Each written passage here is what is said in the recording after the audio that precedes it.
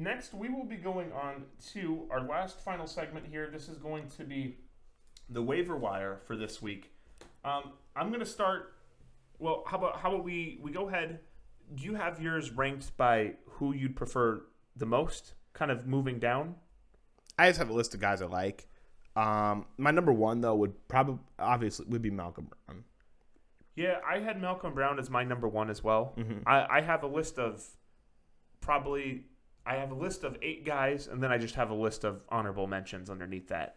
Just read yours then. So my number one is Malcolm Brown. My number 2 is Naheem Hines. I don't really think. Again, we talked a lot about him at length. He had the 7 carries and 8 receptions, and obviously with Marlon Mack going down, that obviously opens up his ceiling quite a bit. And so I think he has a lot of room to potentially increase that and just be an asset every week for you. I assume Benny Snell Jr. might be up in this echelon. Yeah, we had not had a chance to update anything since any of the Monday night games. Benny Snell, I'm not sure. He would be ranked up high here as well. I'm not exactly sure, and I haven't seen his film or his stats, but I'm assuming he's going to be right around the 1 through 3 rank here. It was 19 for 113 yards, by the way. Did he score? No. Did he have any receiving? He had 1 target. Okay. But he had 19 carries for 113 yards to James Conner's 6 for 9. Yeah, I'm going to need to dig a little deeper into this one. It almost sounds like James Conner got hurt, but I have no idea. Yeah. That we'll mention that at a later time, but I would assume that he's going to be in the 1 through 4 range. My number 3 right now is James Robinson on the Jaguars. Again, as mentioned, he had 16 carries, and the next best had 2. And that was, I believe Gardner Minshew and a receiver. So I really like James Robinson if he's not picked up, and I think that he has a lot of potential. He might be a guy that is pretty owned already because he was, I believe, the starter going in. My number 4 is going to be Dallas Goedert. He led the team with 9 targets. Also had a bigger day than Ertz. Didn't get the touchdown, but he was a lot more involved. We're not suggesting that this might be an every week thing, that he's the number 1 guy, but it'll happen enough like it does every year, and he just keeps getting better. So I think he's going to be a very nice tight end play. I'd spend a lot of fab on him, especially if your tight end is an situation. So a nice pickup potential there. My number 5 is going to be Adrian Peterson. Like we said, he had the 14 carries, 3 targets. The next best was 7 as far as carries go. And so I would expect him to continue what he's doing. And honestly, based on what we saw, I don't really expect any. I mean, he was there less than a week, and he's already putting up numbers. So I don't really expect him to get any worse, if that makes sense, unless he starts to really carry off, which, again, if you watch the film last year, he looked very good on film. So I'm expecting him to be very consistent, and if he was, I think he might even, depending on your team needs, if you're looking for less, risk, I would say he might even be higher up on the list. And then very quickly, I like Jerry McKinnon as the number 6. He had 5 targets, tied for the most on the team, got the receiving touchdown. And as a lot of other people have noted, you don't keep a guy on your roster and restructure him for 2 years to not use him. So I think his role is going to get bigger in this offense, and I think he's going to be a nice sleeper play and somebody who you're going to be glad that you added. Number 7, I have Marquez Valdes-Scantling. He had 6 targets, which was the second most on the team. He had the long bomb from Rodgers. He dropped a target, which could have been a nice gain. I think he has a lot of rapport with Rodgers, and I expect him to maybe not be a number 1 receiver, maybe even a number 2, but I think he's a good flex moving forward. Number 8, I have Scotty Miller from the Buccaneers. Again, he had 6 targets, tied for the second most on teams. Again, with the amount of receivers they have that are great, I don't expect that necessarily to continue, but another good flex play. And should someone get banged up or, kind of depending on the game script, I think he could also be definitely a playable asset to the team. So I'm just going to read through really quickly. I know I'm talking a lot, and I know I'll give you your shot in 2 seconds. Okay, good. I'm just going to run through the honorable mentions. At the running back position, first, I have Carlos Hyde as an honorable mention. These aren't in any order of who I'd take them in. These are just guys. Peyton Barber, honorable mention. I have John Kelly, who would probably be the highest on this list of guys that you'd want to add as an honorable mention. And then Myles Gaskin as well. For receivers, I have Traquan Smith and Willie Snead as the 2 other honorable mention guys.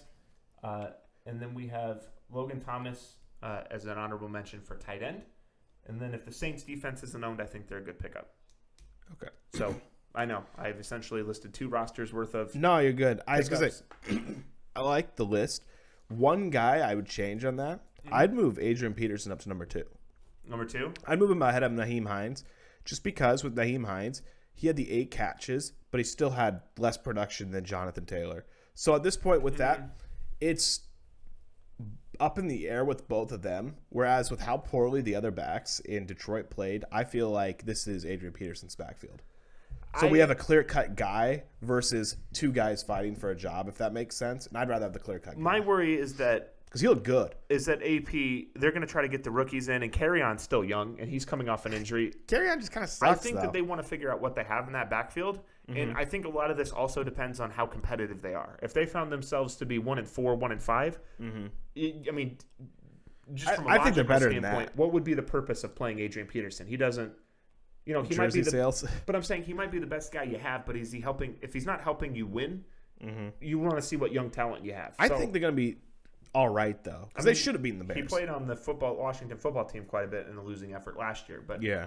I definitely see the argument for it. I just think Naheem Hines is, what you're getting essentially every week. That's fair. And Phillip Rivers does a million dump offs. And That's again, fair. I think we're arguing. I mean, I like both, these so, yeah. numbers are pretty interchangeable. Yeah. So it kind of just depends what you're feeling. Did we ever? I think you were looking it up. Did James Conner get hurt, or did he just have? Okay, so I was looking it bad up on night? Twitter when you were reading off your list, and I don't know if he got hurt or what, but it's a bunch of people big mad. Can I just tell you real quick? I just Yeah. googled James Conner, and it says James. And then these are news headlines. Yeah. The last 2 from NFL and NBC Sports were Steelers running back James Conner ankle questionable to return. Because it's a bunch of people say, did James Conner get hurt? And then people like, wow, James Conner got benched. So it's like a 50-50. People say he got benched. Some people say he was hurt. So I wasn't sure. It could be a situation as well where he was injured enough and they were winning. I don't know when this happened, or they felt confident enough in Benny Snell. They're like, just take the rest of the night off. Yeah, kind and of thing. I'm looking at the tweets. It's hard without looking at anything or watching anything to know. But Yeah, there's a bunch of Mr. Rogers putting the clown mask on, and they're all inferring that's them drafting James Conner. So we have a bunch of unhappy people right now. Yeah, I'd imagine that's never good for the team. Did you just lastly here, since we're a little long, did you have you can feel free to either hate on my ranks or you can add guys. Oh no, you talked about addition? like all the guys I was going to talk about. Did you told me, and I appreciated the Adrian Peterson. Mm-hmm. Did you have anybody else that you thought was ranked poorly? And I don't even mean ranked poorly, but just you would have put in different places? No, you had what, Dallas Goedert at 5? I think he might have been at, of course, I accidentally closed the tab. Because I really like Dallas Goedert. I can tell you in 2 seconds we are recovering the tab. I think it was 5. So we had Dallas Goedert at Terrible Radio. We had him at sorry. Dun dun dun. Number 4. I like him there. So yeah, I was gonna say he's 3 or 4 for me, just because. So how would you rank the running backs? Um, Let's operate that James Conner is. I guess I can answer this too. Let's just say he's questionable for next week. top 3, I'd say AP, Naheem, and then Benny Snell. And we had Malcolm Brown as well, remember? Oh, fine. Top 4, I put Malcolm Brown on top. I forget because I have him already. And we have James Robinson too. He'd probably be 5. Which running back do you think has the most carries going forward from today on? Touches or carries? Well, same thing. Well, I mean, rushes or just both? Rushes. Oh, rushes. Rushing attempts. Probably AP. No, or Malcolm Brown or AP. One of Even those two. James Robinson. You think they? I know I'm asking you to guess. I'm still sticking with AP and Malcolm Brown. It's tough because if Malcolm Brown can secure the job, he's going to have a ton of carries this season. That's just an if, though. I'm going to guess James Robinson just because there's nobody else. It was a 16-2 split. No other running back you said touchdown. Oh. So I got him confused with somebody else. Yeah. That's tough. I mean, he only had 2 more carries than AP, so I'm not even. Yeah, I know that. It's just that there's at least you'd see a path where you'd be like, let's play Carry On instead, or let's play DeAndre. Because I could see all 3 of them getting a bunch of carries. Yeah, it seems like a lot clearer path for James Robinson. I just said go for all 3 of them. It also it also depends how hurt James Conner ends up being. But. Yeah. And not only that, when he was in the game, I mean, it was only 6 carries, but he didn't do anything. And Benny Snell showed up and started doing stuff. So it could at least increase his workload a little more than what it was going to be. It just sucks. James Conner is literally always hurt. Oh, no, yeah. That's what everyone's commenting. They keep putting up the SpongeBob pic of the guy with the glass bones and paper skin, too, which he is part of our all-injured team. Yeah, first team all-injury. All right. So that's going to wrap up.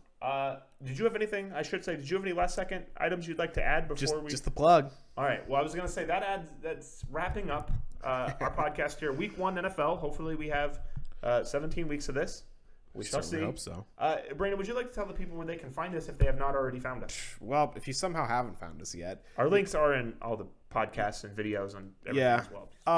Podcasts. We have Spotify. We have Apple Podcasts, the 2 main places to go to. But you want to watch the videos and watch our beautiful faces, then feel free. I certainly wouldn't. Yeah, me neither. But if for some reason you did, go to youtube.com and Finish First Pod. That's Finish First Pod. And by Finish First Pod, I mean Suit Yourself Pod because I got mixed up there. It's Suit Yourself Pod, not Finish First. Suit Yourself Pod. If you want to find all of our stuff, our rankings, articles, all kinds of videos, go to our website, which is Finish First Media. That's where I got confused. FinishFirstMedia.com, first spelled First, not the one in the ST. And you'll find all kinds of content up there. Well, perfect. We'd like to thank everybody for joining us. If you have any questions, concerns, feedback, please let us know. We'd love to hear them regardless of how angry or happy they are. And we'll be back, I believe, on Wednesday with a preview show for Week 2, as well as a breakdown for the 2 games that we weren't able to see tonight. So everybody have a great whatever time of day it is, and we'll see you later. Stay safe and wear a mask.